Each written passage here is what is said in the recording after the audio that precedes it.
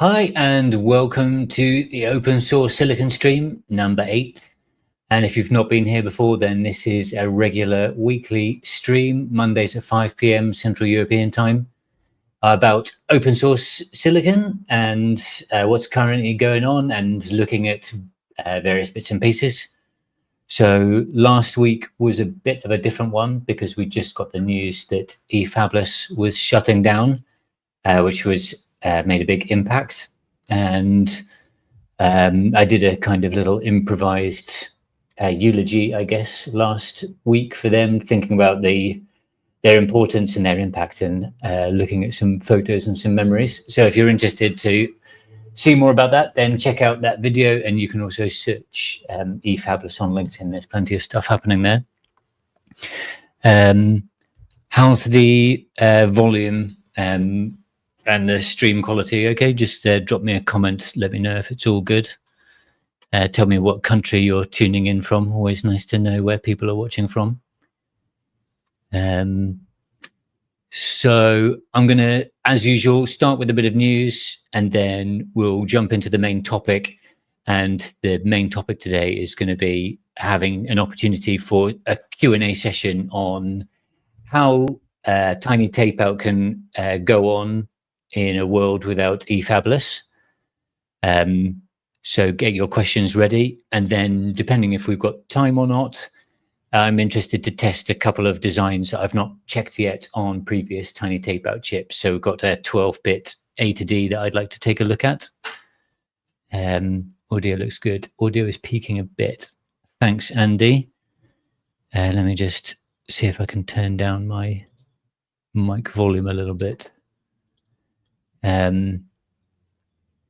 Sweden and Northern California, and Andy, you're living in California as well, aren't you? Okay, cool. Well, welcome to the stream. Hi, Rohan. Good to see you. Welcome to the stream from India.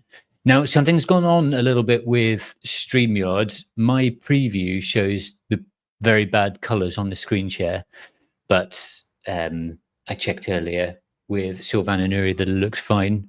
So hopefully it looks fine to you. Otherwise, let me know.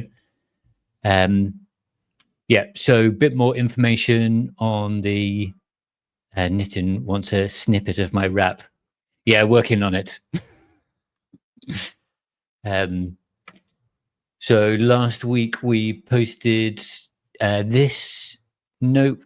We needed to get some information out there just to get ahead of it. We actually already saw some people assuming that we were also shutting up shop along with eFabless, which isn't true. So today we posted this with a bit of information about what we've been up to over the last week. So we had a lot of phone calls last week with different aggregators mostly, and a foundry. But generally foundries are too big for us to talk to. So there's a little bit of information here about the realities of MPWs. Hello from Canada, Waterloo, Bay Area, Chico, California, even further, yeah. And yes, thanks everybody for sending all your positive messages and offers to help and connections is really appreciated. Me and the team all appreciate it. Yeah, it's definitely been pretty difficult, pretty disruptive to our plans. And we want to get the information out there about what's going on. But it's like trying to make a plan on a very quickly moving territory. So we're still not like, we still don't really have all the pieces in place, but we know that people want information. So we'll be sharing more about that later. Hi, Thomas and Mike. Hi, Mike from the UK. Thomas from Denmark. I got to see Thomas the other day, and actually I just, this is my day-to-day coaster, which is from the Hackaday channel. I'll just switch over to this one. And this is actually designed by Thomas. So got a little bit of Thomas creativity on the desk there. Uri's here as well. Great. So one bit of also a little bit of positive news is Alex Mordvintsev has been working on his animation. We probably quite a lot of you saw this, and he's posted a preview recently on the Tiny Tapeout Discord and on LinkedIn, and this is on YouTube. And he's done a great job of like visualizing how the signals flow through the ASIC. So this is his latest animation, showing the kind of the transient states in between the clock. You see the clock pulsing from here, and then how the rest of the circuits light up. So really cool video there. I'll drop a link to that in the comments there. And one of the great things about this is that we should be able to add Alex's backend to the Tiny Tapeout GitHub Actions, so that as well as the 3D viewer, you'll also be able to get some cool animations like this. So great job, Alex. Good to see that progressing. And this preview is only 3 minutes long. It's got some nice music to it, so recommend you check that out.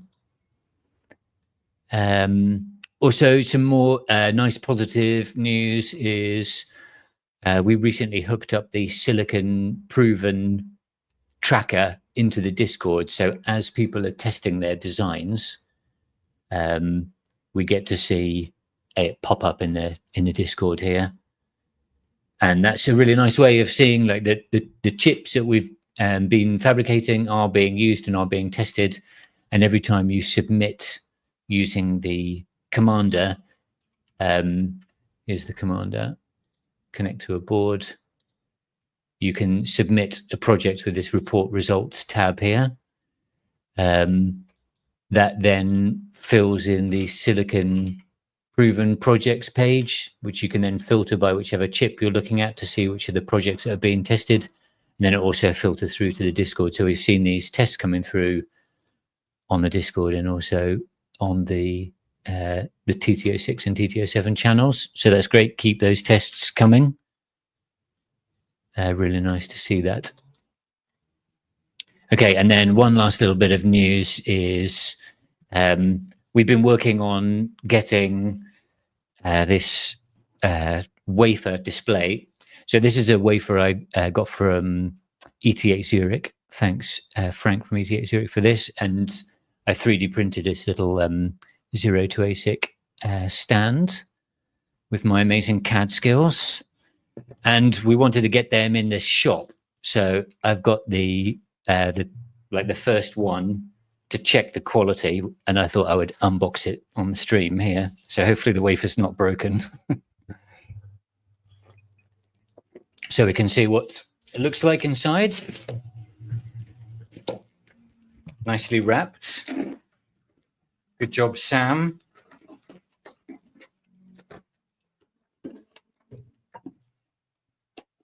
I'm keen to see what this is going to look like as Stuart is our chief merch officer, and he always does a great job of the packaging. We haven't got Tiny Tapeout branded packaging tape on there.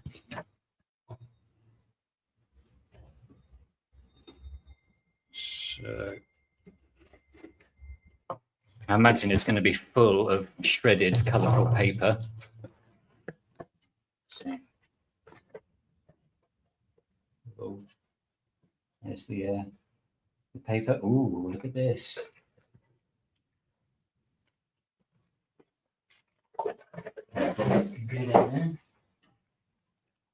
And looks like same wrapping paper that our hats come in.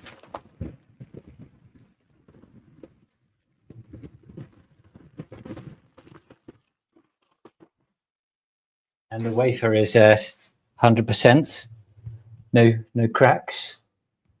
We looked for the most shiny, most rainbowy wafers. So these aren't anything to do with open source silicon. Let me just say that up front. We're just looking for stuff that looks cool. Yeah, 0 to ASIC logos come up pretty well. So I approve this. It will be available in our store imminently.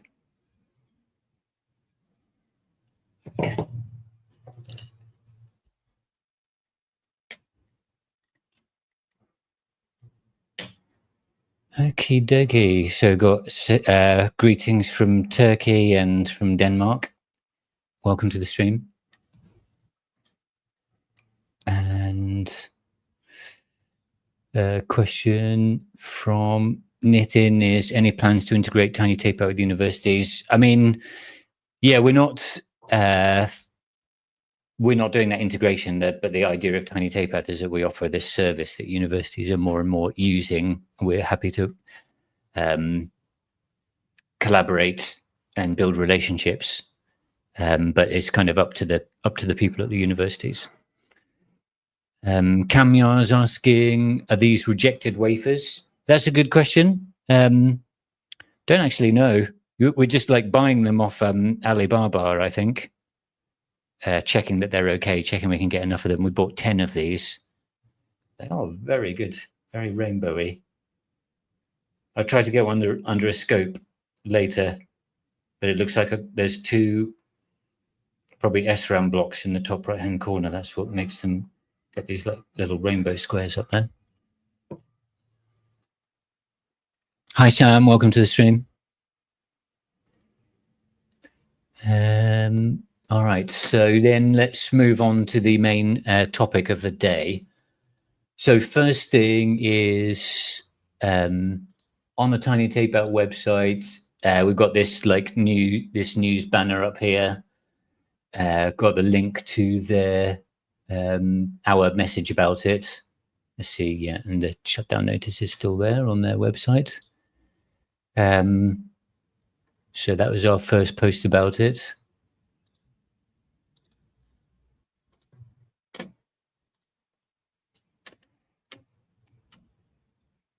And that FAQ leads to this document, which is like a Google Doc that we're just keeping up to date here. So if you want to have access to this, this is just from tinytapeout.com, and then where is the FAQ? I thought I'd linked it from here. Anyway, it's tinytapeout.com/efabulous FAQ. Let me drop a link.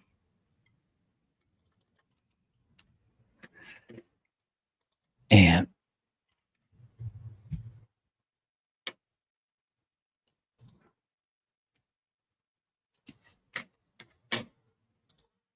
So, and yeah, so give me your questions about Tiny Tapeout 8, 9, and 10 and our future plans.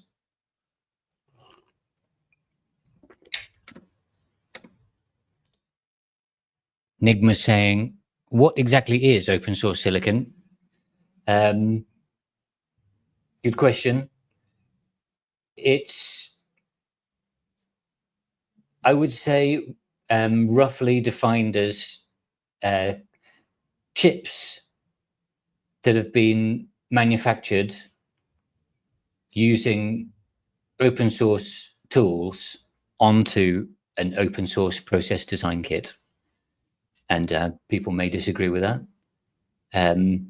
We have had open source silicon tools for a while, but until 4 years ago, there was no way of getting those designs manufactured on a public open source process design kit. And the process design kit is like the Bible of all the things you need to know to how to make a chip with a certain foundry. And then Skywater, along with eFabless and Google, published the first manufacturable open source PDK. And that meant that you could download some free tools, compile them yourself, design a chip, send it to get manufactured on a PDK without signing an NDA, and then get chips back. So hopefully that answers your question.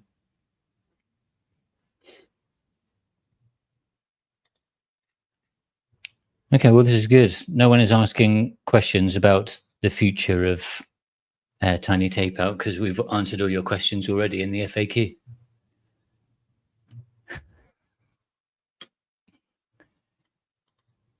Camille saying, any chance we'll see Tiny Tapeout on more advanced nodes soon because of the recent changes? 90 nanometers would be so exciting. Yes, we would love that as well.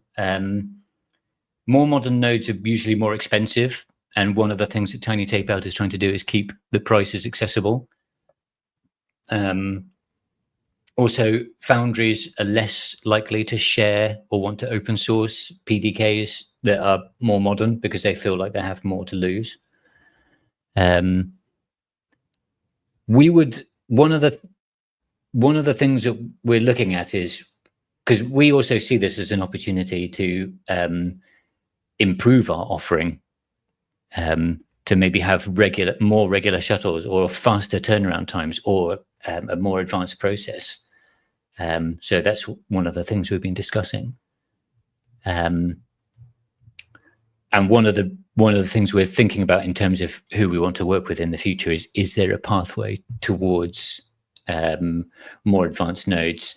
And that's one of the reasons why we're interested in global foundries, because there's already the 180 nanometer open source PDK that we could manufacture on right now if we had access to silicon.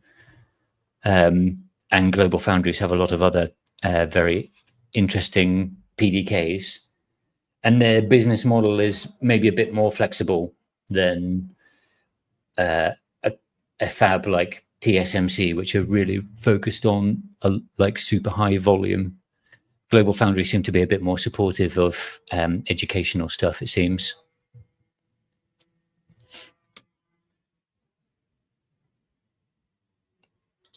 Okay. This question is, Tiny Tapeout 10 will only be able to be shipped to Europe, but what about the next shuttle? So just going back to, like I mentioned earlier, but I know it's really frustrating to not have all the news, and we're like close to this shuttle deadline. We don't really know what's going on. I understand that's frustrating, and we would like nothing more than to be able to just give you an answer. But we still don't really have like solid answers, like exactly what's going to happen and when and where.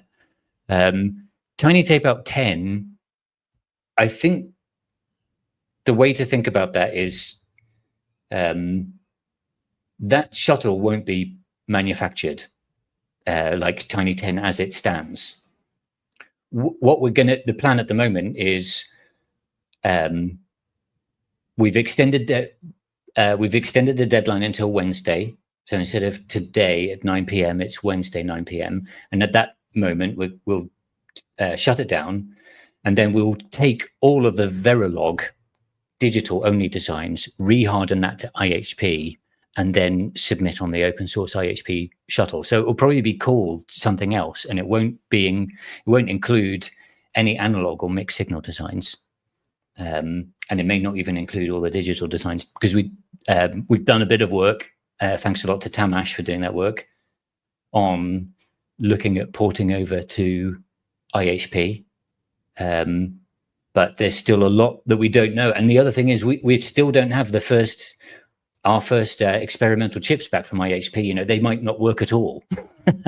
So we might get these chips back and something has gone really badly wrong that we don't understand, or there's a problem with the open source PDK. Let's just call it the April IHP shuttle, not instead of Tiny Tapeout 10. That will go onto the open source IHP shuttle with as many digital designs as we can cram in there. And it's true, those chips, because they're paid for by the German taxpayer, they have to stay in Europe and they can't be sold. So we can send them out to people on loan, but we need to have a mechanism to get them back and return them, and we can't sell them. So those are the limitations of that open source shuttle. Adrian says, do you know if Google or anyone else is looking for a replacement for open source processes? No, I'm not aware of. I know there's definitely movement in the FOSSI group, Free and Open Source Silicon movement, to get more PDKs open sourced, but I don't know of anything super concrete yet.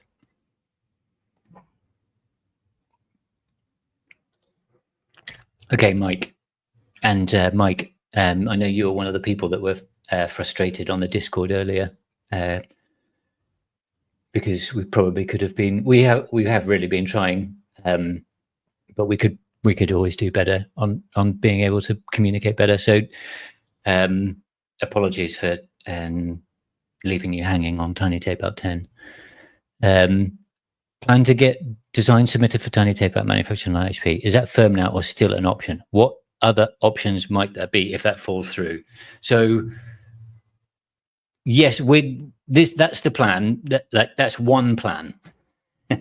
Now, we've also, we've got Tiny Tapeout 8 and 9, and 9 was really full. That was our fullest shuttle so far. We've got hundreds of customers on there who want their silicon. One other thing that we're looking at is how much would it cost to get that manufactured on Skywater, because we have the chips made and ready to just send again. But it's very, very expensive without eFabless. They were able to get a very good deal because they were doing whole reticles, whole masks, running the wafers, and they're able to get better prices. When you pay for an MPW slot, it's a lot more expensive.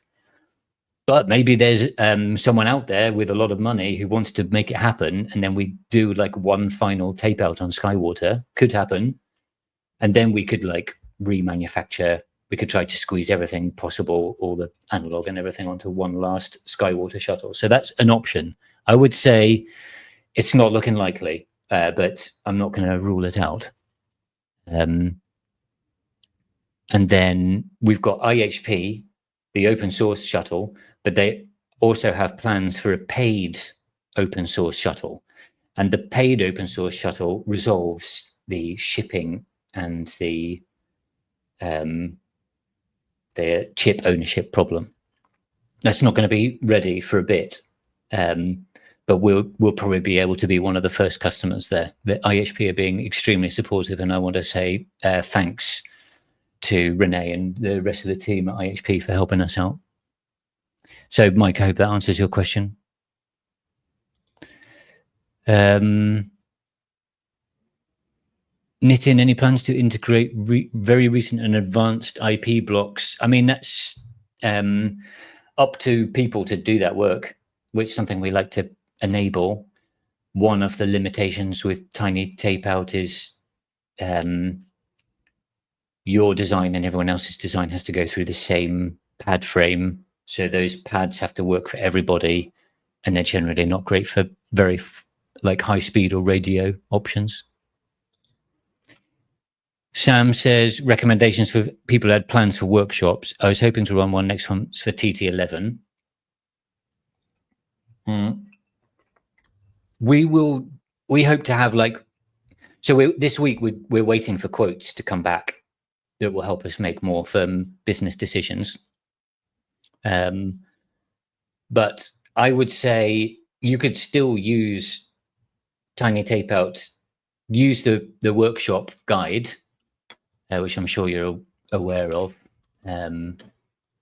Is the guides, the workshop, run through these 4, and then for the submit your design, train people how to do it, but say that we're just waiting.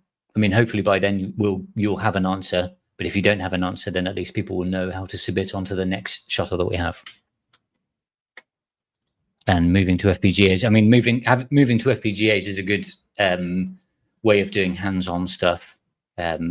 Just make sure you have enough time to support it properly, I would say. And talk to Pat Deegan, Psychogenic, because he's done a lot of work on accessible FPGAs recently.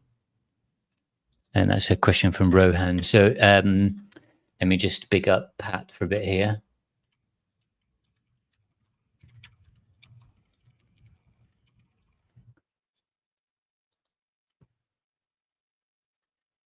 This one, check this video. I'll get a link. I'll drop a link.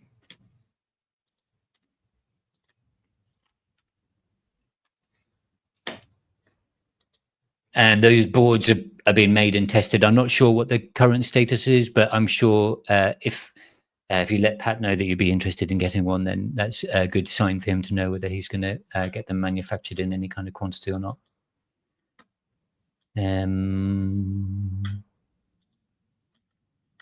Okay. Sam says, yeah, ICE 40 ECP5. So I think it's ECP5 that Pat is using.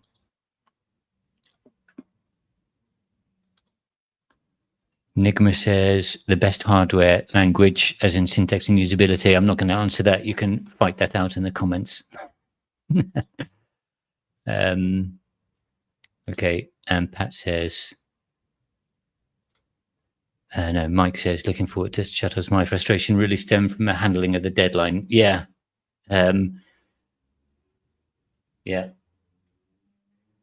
It was a bad time. I mean, it's never a good time for your single supplier to rapidly go out of business, but right before a deadline made it even more harder. So thanks for your patience, Mike.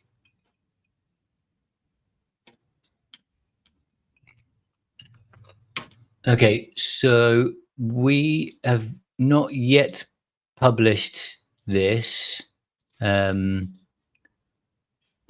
it's going to be published soon. Let me just try to find it, our recovery plan.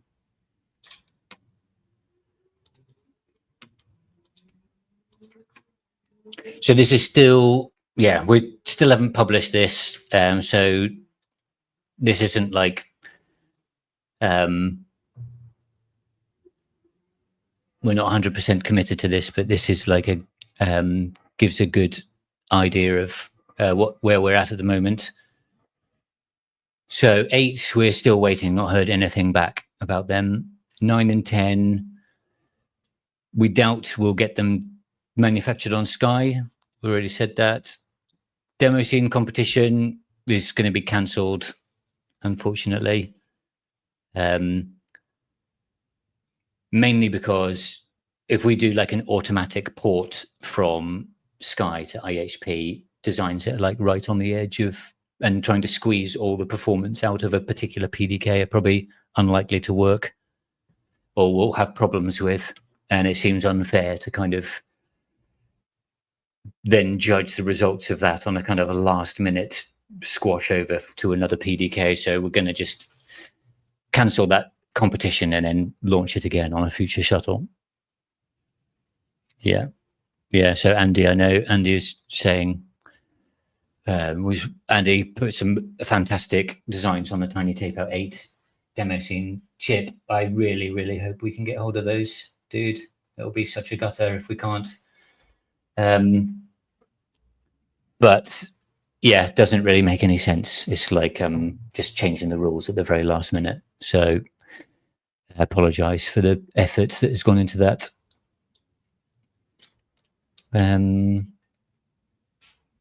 Okay, got a question from Nitin.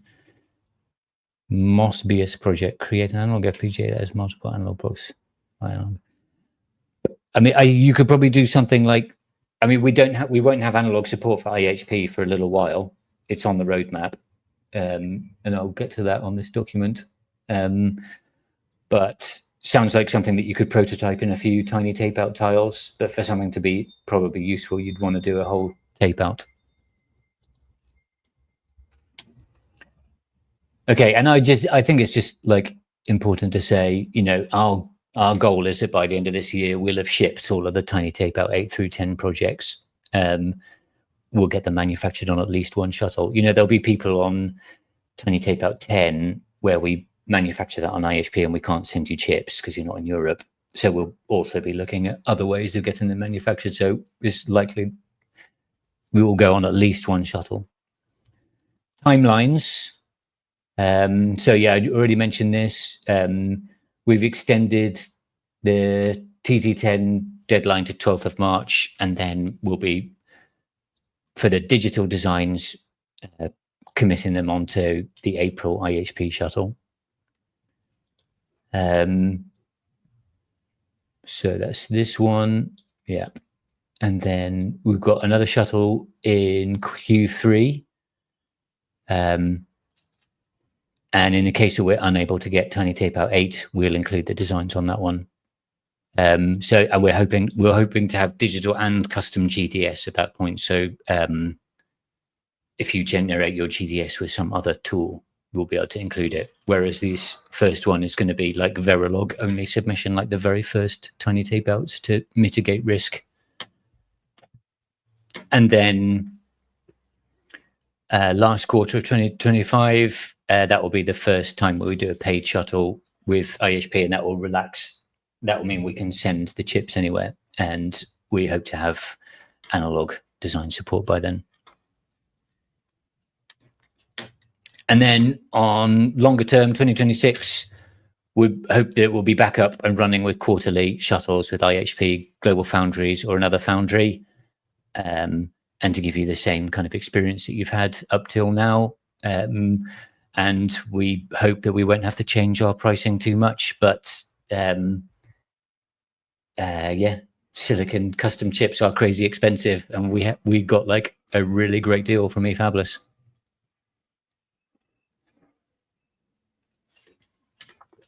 So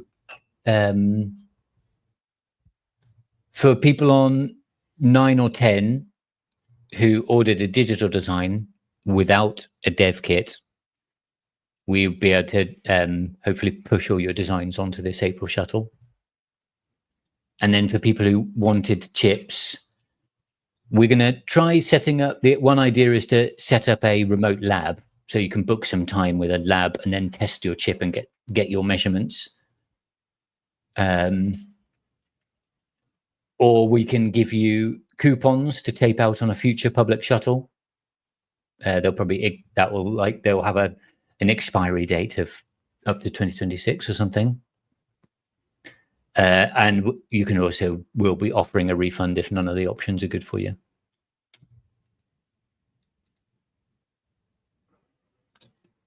And yeah, if there is any way for us to get Tiny Tapeout 8 or 9 chips, then we'll obviously do our best to get that.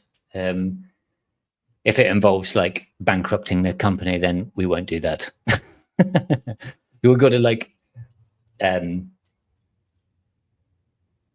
we want to do our best with our existing orders and our customers, but we also want to provide a sustainable future for Tiny Tapeout. So we need to bear in mind that, if we spent all of our money, we could maybe get the chips remanufactured on Skywater, but then we'd have to wind up. I don't think many people would support that. They would prefer that things are a little bit messed up and we have to go on future shuttles, but we have a future. And then the last part of this is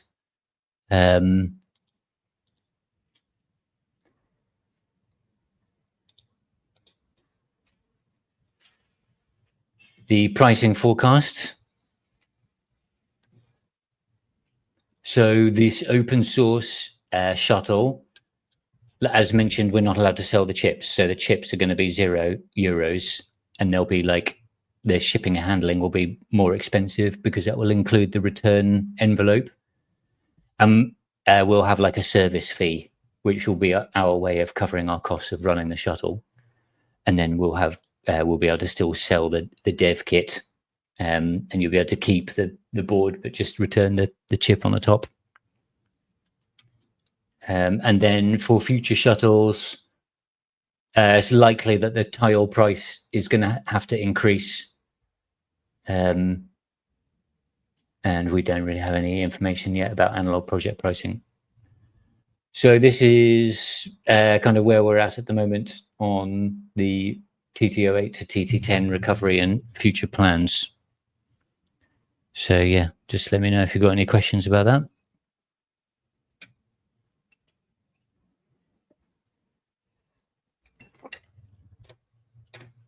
Hi, son of Raymond Egg. Hello from Oregon.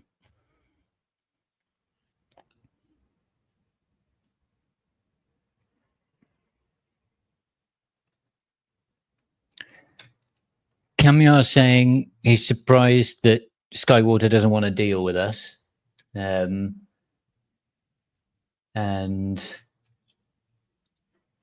I tried to lay out some of this in this post here. So it's basically that running an MPW is like the thing that the fab wants to do the least, because it's a lot of work with almost no payback, and only a very few of your customers will turn into volume customers, which is what you want. So you have to deal with all of these annoying, pesky little customers, and then like we're more annoying and pesky than normal because we want to use open source tools and we don't have access to the industry tools, so we can't run like Calibre DRC or whatever. And then we don't want 25 chips, we want 250 chips. So it's just like we're not a great fit for the MPW solution, and we're not making volume orders either.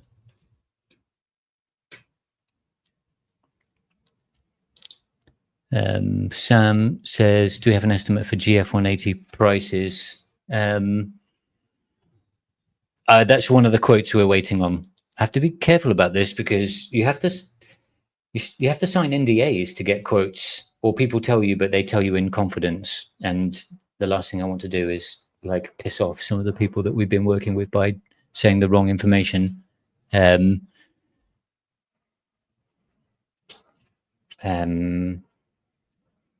Prices range from kind of $1,000 to $6,000 per square millimeter. Tiny Tapeout chips are like roughly 20 square millimeters, and on an MPW order you often only get 25 chips. Some MPW programs that after that 25 chips, if you want repeat, you just have to pay the same price, but others the price goes down after that first 25. You can order another 25 for $5,000 or something.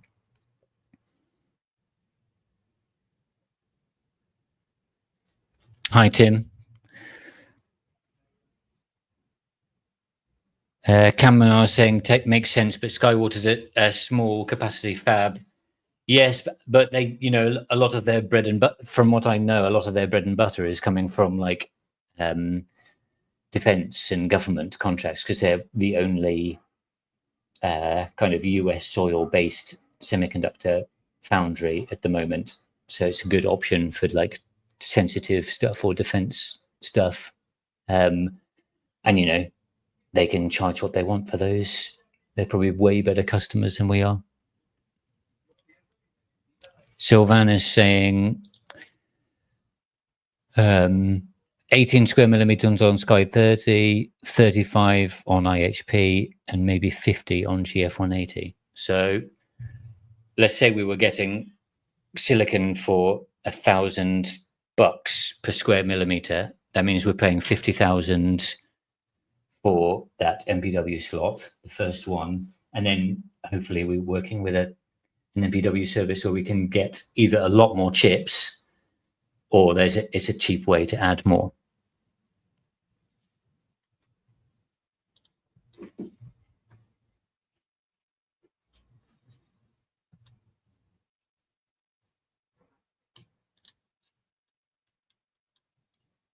Another thing I haven't mentioned yet is on the Tiny Tapeout Discord, we added a new channel, ASICs Without the Fabless, for discussion about all of this kind of stuff. So if you're wanting to find out more about IHP, or you've got like a specific question that hasn't been asked, also feel free to open comments on the FAQ.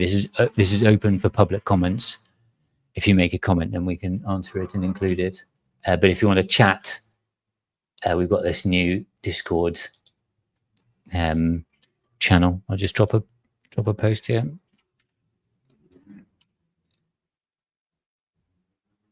And Tim's saying he posted the public Euro practice prices in the Tiny Tapeout Discord.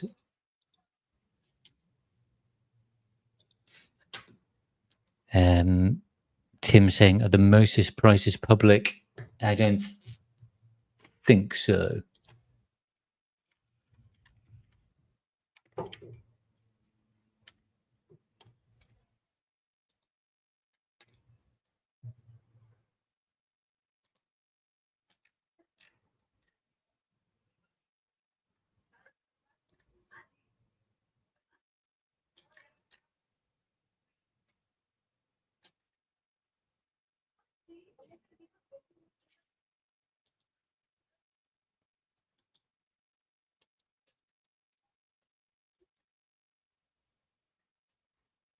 Doesn't look like it.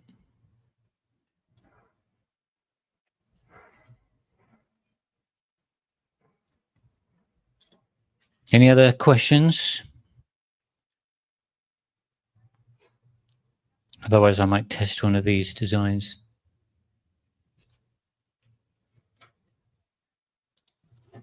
Or show off this wafer a little bit more.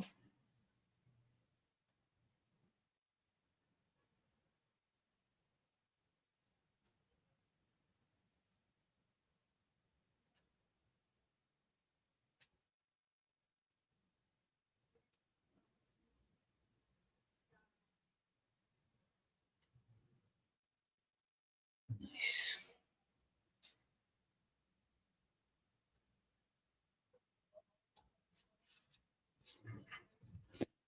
Yeah. Tim, we don't know what the wafer is. It's the random one. Alibaba special. Available shortly on the Tiny Tapeout store if you want your own copy.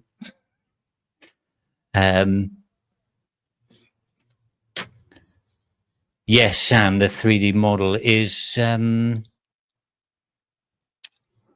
available. I'm pretty sure it is.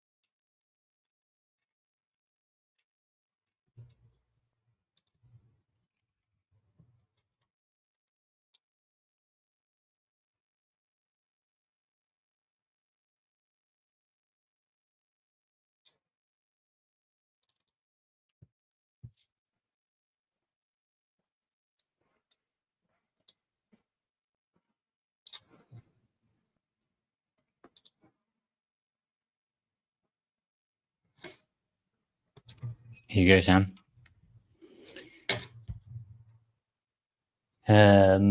This is a parametric design, so you can adjust it here.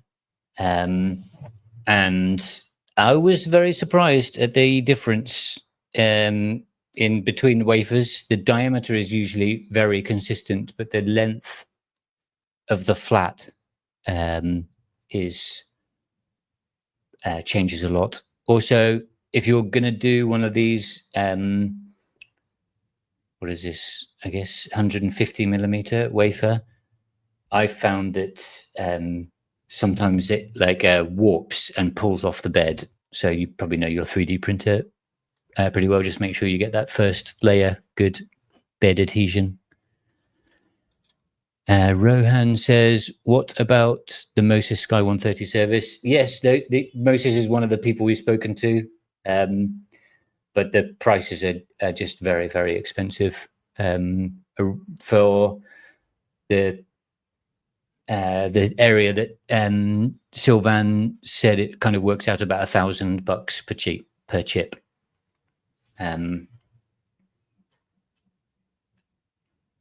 So yeah, difficult to see us working out how that can work. Bao is asking, how do you connect the wiring from the circuit to the analog pad? For example, if the circuit is in the middle of the ASIC, that's taken care of by the multiplexer. So the whole point of Tiny Tapeout is there's lots of small designs on one big chip. So if we look at 9, for example, the green ones, so the analog ones, they connect through a special analog multiplexer, which is transmission gates and wires. And then the signals get routed through the central bus to the pad frame. So when your analog design is turned on and activated, it's powered up, and the transmission gates are powered on, so that the pins get out, and then your design, you use these. We've actually changed the design now, but you then basically connect your oscilloscope or your signal generator to one of these pads on the top of the board there to get access to the analog pad.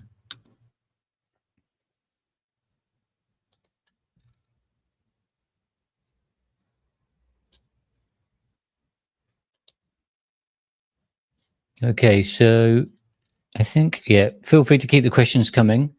But I think what I'm going to try to do now is to test that 12-bit A to D from Ricardo Núñez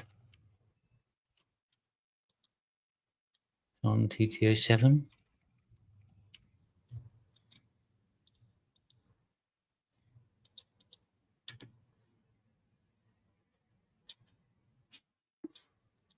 Very cool looking design.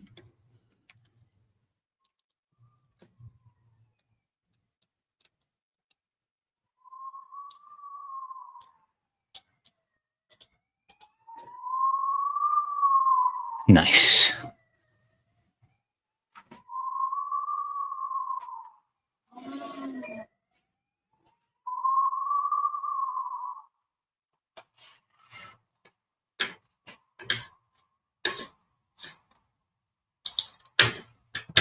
Tim saying, is there a way to look at the test run data for a project without having the Commander app and the MPWISE?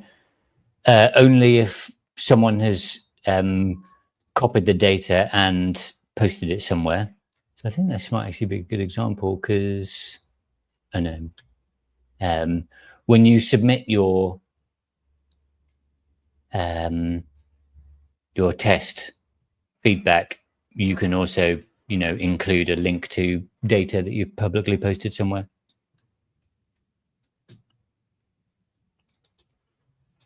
There isn't really an update on the MOSIS Sky 130 service. It's probably going to be too expensive for us. It's like $1,000 per chip. So although there's a small chance that we might remanufacture Tiny Tapeout 8 and 9, for example, if we could get sponsorship or someone to help bear the cost, we might do it.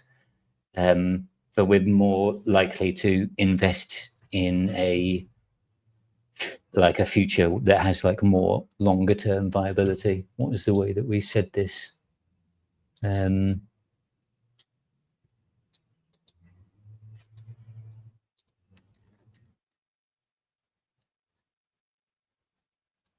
At a price point compatible with Tiny Tapeout's goal, basically. We could do it if we were charging $2,000 per tapeout.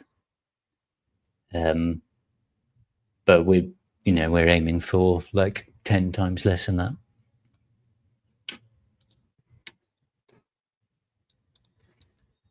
Okay, so let's see what Ricardo said. 1.2 volt reference. Ooh, is this going to be too complicated to do in 10 minutes? VREF ground. And we've got positive and negative.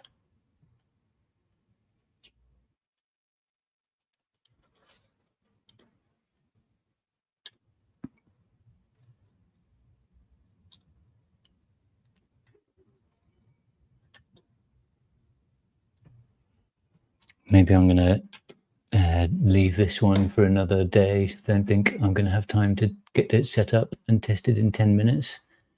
Instead, let's take a look at a recent one I've not taken a look at. This triangle one that could be cool. Or this dice one might work. Let's take a look at this one.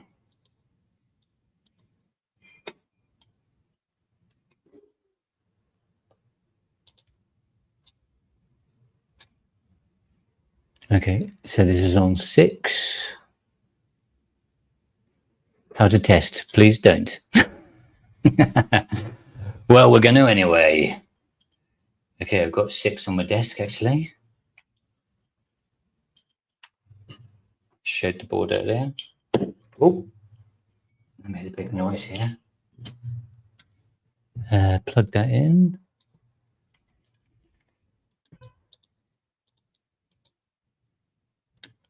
Tiny Tapeout 6.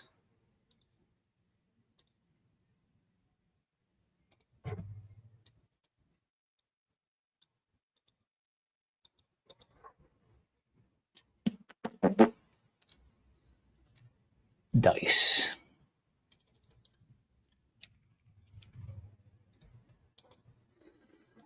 Select. Okay, I see all the digits displayed. See if you can see that. Yeah.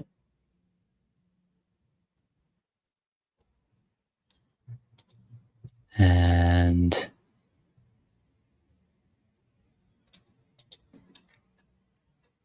pull in 0 high, dice will roll, release it, and it will stop. So let's see if I can do that here. Okay, yeah, I can control that with the commander. Let me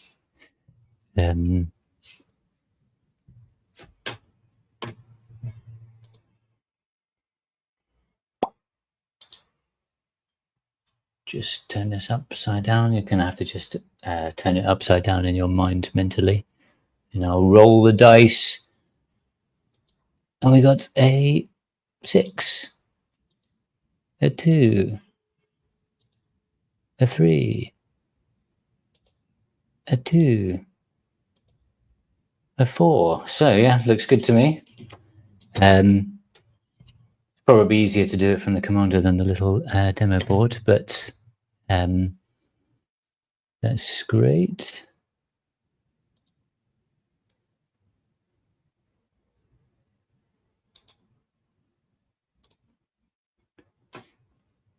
So I'll also report my test results.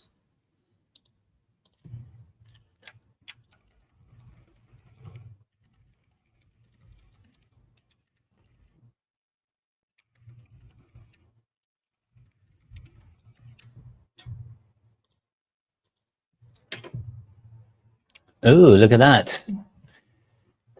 Went wrong. I'll try it again in a minute. If it doesn't work, I'll let Uri know about it. Okay, maybe coming up to our last question. You mentioned that the access to the I/O pads was through an analog multiplexer. Have you more information about eventual parasitics introduced by this multiplexer? For example, what is Series R? Yeah, the place to find out this is, I mean, or was anyway, the analog. No, not here. Specs analog. Bit of information here. We've also got a model of the pin, but as it's unlikely, all of this work is kind of probably we're not going to use it again. We're going to have to do it again, which I know that Sylvan is sad about. Sylvan did most of the work on the analog stuff for 9 and 10, so that's going to be redone for IHP. So the place to be for that is probably going to be in the analog channel of the Tiny Tapeout Discord.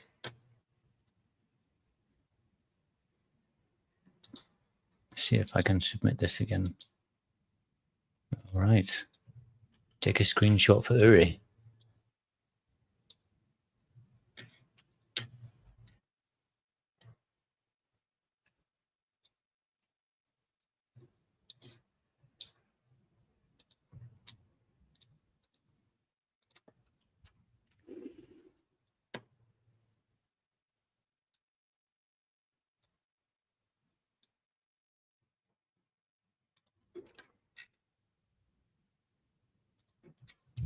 Leo says, I got my chip from MPW5. Yahoo! Unlucky it never worked. Oh no.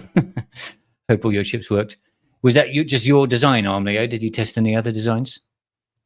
And Sam says, it's really sad. It seems to be just getting into the rhythm. Yeah, but Sam, this is like, this is an opportunity for us to actually do better. You know, it's a really annoying disruption right now that we have to manage, and it's causing a lot of headache and work, but we might be able to get something even better.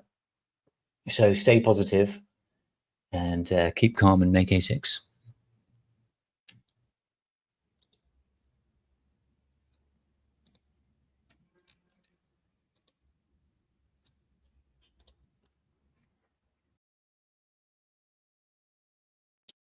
I need to reorientate that. That image is too big. Okay, so let's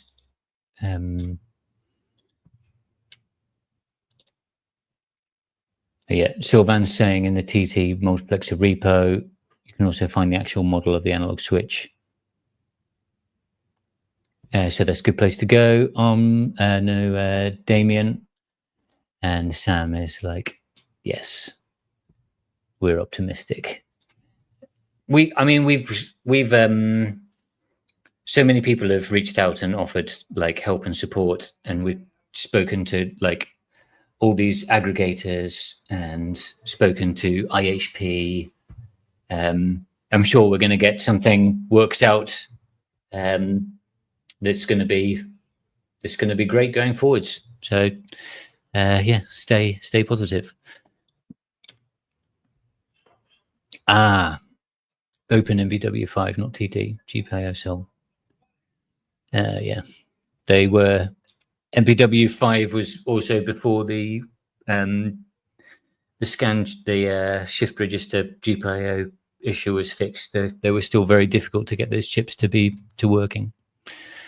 So I'm kind of not surprised. So yeah, thanks for joining the stream. I hope you enjoyed it and we answered all your questions. Make sure you subscribe to the channel, leave a comment. That kind of thing helps discovery. Join up to the Discord and the mailing list, and I hope you have a great week. And I'll probably not see you next week because I'm going to be in Berlin for Hackaday Berlin. We've got the Tiny Tapeout team IRL as well, and then Monday, Tuesday, Wednesday I'm going to take some time off in Berlin. So probably next Monday it won't be around, but the week after that will be. So yeah, thanks for watching, and I'll see you next time.